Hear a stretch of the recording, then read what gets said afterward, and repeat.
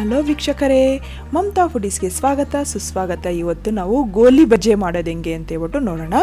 ಇದು ಬ್ರೇಕ್ಫಾಸ್ಟ್ಗಾಗಲಿ ಸ್ನ್ಯಾಕ್ಸ್ಗಾಗಲಿ ತುಂಬ ಚೆನ್ನಾಗಿರುತ್ತೆ. ಇದ್ರ ಜೊತೆ ಈ ಥರ ಚಟ್ನಿನ ಮಾಡ್ಕೊಂಡು ತಿಂದರೆ ಅಂತೂ ತುಂಬ ಚೆನ್ನಾಗಿರುತ್ತೆ. ಮೇಲೆ ಕ್ರಿಸ್ಪಿಯಾಗಿರುತ್ತೆ, ಒಳಗಡೆ ಸಾಫ್ಟಾಗಿರುತ್ತೆ, ತುಂಬ ಚೆನ್ನಾಗಿರುತ್ತೆ. ಎಲ್ಲರೂ ಇಷ್ಟಪಟ್ಟು ತಿಂತಾರೆ ಮತ್ತು ಬೇಗ ಮಾಡಿಬಿಡ್ಬೋದು. ಇದನ್ನು ಯಾರಾದರೂ ಬಂದಾಗಲಿ ನಮಗೇನಾದರೂ ತಿನ್ನಬೇಕು ಅನ್ನೋವಾಗ ಇದನ್ನು ಮಾಡಿಕೊಂಡ್ರೆ ಅಂತೂ ಗೋಲಿ ಬಜ್ಜೆ ಅಂತೂ ತುಂಬ ಚೆನ್ನಾಗಿರುತ್ತೆ. ಬನ್ನಿ ಹೆಂಗೆ ಮಾಡೋದಂತ ಹೇಳ್ಬಿಟ್ಟು ನೋಡೋಣ. ತುಂಬ ಈಸಿ ಇದು ಮಾಡೋದು. ಒಂದು ಬೌಲ್ಗೆ 1 ಕಪ್ಪು ಮೈದಾ ತೊಗೊತಾ ಇದ್ದೀನಿ. ನೀವು ಈ ಪ್ಲೇಸಲ್ಲಿ ಗೋಧಿ ಹಿಟ್ಟನ್ನು ಹಾಕ್ಕೋಬೋದು. ಅದಕ್ಕೆ ಅದೇ ಕಪ್ಪಲ್ಲಿ 1 ಕಪ್ಪು ಮೊಸರು ಹಾಕ್ತಾಯಿದ್ದೀನಿ. ಹುಳಿ ಮೊಸರಾದರೂ ಪರವಾಗಿಲ್ಲ. ಅದಕ್ಕೆ ಅರ್ಧ ಟೀ ಸ್ಪೂನು ಜೀರಿಗೆನ ಹಾಕ್ತಾಯಿದ್ದೀನಿ. ಚಿಕ್ಕದಾಗಿ ಕಟ್ ಮಾಡಿರೋಂಥ ಹಸಿಮೆಣ್ಸಿನ್ಕಾಯಿ 2 ಹಸಿಮೆಣ್ಸಿನ್ಕಾಯಿ ಕಟ್ ಮಾಡಿ ಹಾಕ್ತಾಯಿದ್ದೀನಿ. ಉಪ್ಪು ರುಚಿಗೆ ನೋಡ್ಕೊಂಡು ಹಾಕ್ಕೊಂಡು ಈಗ ಇದನ್ನು ಎಲ್ಲ ಚೆನ್ನಾಗಿ ಮಿಕ್ಸ್ ಮಾಡ್ಕೋಬೇಕು.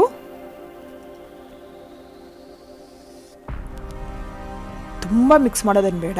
ಈಗ ಇದಕ್ಕೆ ಅರ್ಧ ಕಪ್ಪು ನೀರು ಹಾಕ್ತಾಯಿದ್ದೀನಿ ನಾನು. ಎಲ್ಲ ನೀರು ಹಾಕಿದ್ಮೇಲೆ ಈಗ ಎಲ್ಲ ಚೆನ್ನಾಗಿ ಮಿಕ್ಸ್ ಮಾಡ್ಕೋಬೇಕು.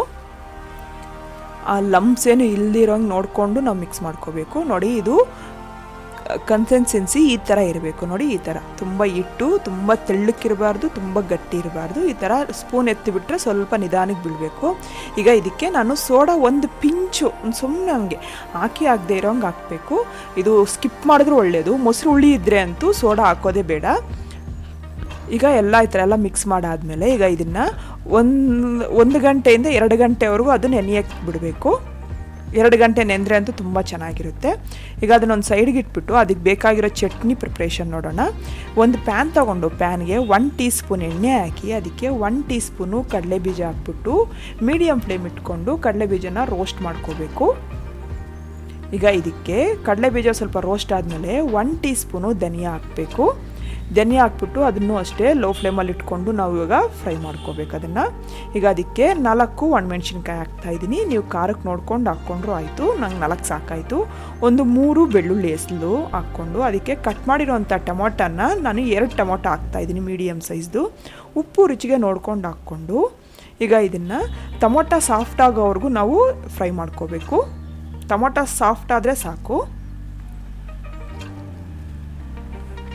ನೋಡಿ, ಈಗ ಅದು ಸ್ಟವ್ ಆಫ್ ಮಾಡಿಬಿಟ್ಟು ಅದು ಫುಲ್ ತಣ್ಣಗಾಗೋಗಿ ಬಿಡಬೇಕು. ಈಗ ತಣ್ಣಗಾದ್ಮೇಲೆ ಮಿಕ್ಸಿ ಜಾರ್ಗೆ ತೊಗೊಂಡು ಅದನ್ನು ನೈಸಾಗಿ ಗ್ರೈಂಡ್ ಮಾಡ್ಕೋಬೇಕು.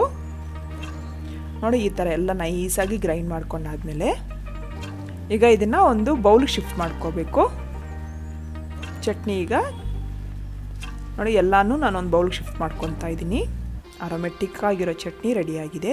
ಈ ಚಟ್ನಿ ಎಲ್ಲ ಥರದ ಬ್ರೇಕ್ಫಾಸ್ಟ್ಗೂ ಆಗುತ್ತೆ. ಈಗ ಒಗ್ಗರಣೆಗೆ ಒಂದು ಸ್ವಲ್ಪ ಎಣ್ಣೆ, ಸಾಸಿವೆ ಮತ್ತು ಕರಿಬೇವು ಒಗ್ಗರಣೆ ಕೊಟ್ಟಿದ್ದೀನಿ.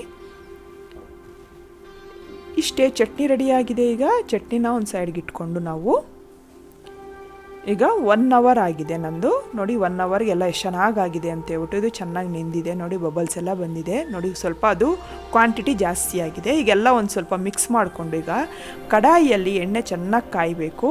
ಎಣ್ಣೆ ಚೆನ್ನಾಗಿ ಕಾದಾದಮೇಲೆ ಮೀಡಿಯಮ್ ಫ್ಲೇಮಲ್ಲಿ ಇಟ್ಕೋಬೇಕು. ನೋಡಿ, ಈ ಥರ ನಾವು ಕೈಯಲ್ಲಿ ತೊಗೊಂಡು ಹೆಬ್ಬೆಟ್ಟಿಂದ ಒಂದು ಸ್ವಲ್ಪ ತಳ್ಳಿದ್ರೆ ಬೀಳುತ್ತೆ. ನೋಡಿ, ಅದಷ್ಟಕ್ಕೆ ಅದೇ ಮೇಲೆ ಬರುತ್ತೆ. ದಪ್ಪ ಬಿಡೋದೇನು ಬೇಡ. ಗೋಳಿ, ಅದ್ರ ಹೆಸರೇ ಗೋಲಿ ಬಜ್ಜೆ ಅಲ್ವಾ, ಗೋಳಿ ಅಷ್ಟಿದ್ರೆ ಸಾಕಾಗುತ್ತೆ. ನೋಡಿ, ಎಲ್ಲ ಒಂದು ಸ್ವಲ್ಪ ಹಾಕಿದ ತಕ್ಷಣ ನಾವು ಮುಟ್ಟೋದೇನು ಬೇಡ. ಒಂದು ಸ್ವಲ್ಪ ಅದು ಫ್ರೈ ಆದಮೇಲೆ ನೋಡಿ ಲೈಟಾಗಿ ಕಲರ್ ಚೇಂಜ್ ಆದಮೇಲೆ ಅದನ್ನು ಸ್ವಲ್ಪ ಈ ಥರ ಶೇಕ್ ಮಾಡಿಕೊಂಡು ಫ್ಲಿಪ್ ಮಾಡಿಕೊಂಡು ನೋಡಿ golden colour crispy gold colour ಬರೋವರೆಗೂ ನಾವು ಫ್ರೈ ಮಾಡಿಕೊಂಡ್ರೆ ಆಯಿತು. ಅಷ್ಟೇ. ಈಗ ನಾನು ಎಣ್ಣೆಯಿಂದ ತೆಗೆದು ಒಂದು ಪ್ಲೇಟ್ಗೆ ತೊಗೊಂಡಿದ್ದೀನಿ. ಇಷ್ಟೇ. ಎಷ್ಟು ಚೆನ್ನಾಗಾಗಿದೆ ನೋಡಿ, ಮೇಲೆ ಎಷ್ಟು ಸಾಫ್ಟಾಗಿದೆ, ಒಳಗಡೆ ನೋಡಿ ಸ್ಪಾಂಜಿ ಆಗಿದೆ. ಇಷ್ಟೇ, ರೆಡಿಯಾಗಿದೆ. ಈ ಚಟ್ನಿ ಜೊತೆ ತಿಂದರೆ ಅಂತೂ ತುಂಬ ಚೆನ್ನಾಗಿರುತ್ತೆ. ನೀವು ಮನೇಲಿ ಟ್ರೈ ಮಾಡಿ. ಇಷ್ಟ ಆದರೆ ಲೈಕ್ ಮಾಡಿ, ಶೇರ್ ಮಾಡಿ. ನನ್ನ ಚಾನಲ್ಗೆ ಸಬ್ಸ್ಕ್ರೈಬ್ ಮಾಡೋದು ಮಾತ್ರ ಮರಿಬೇಡಿ. Thank you.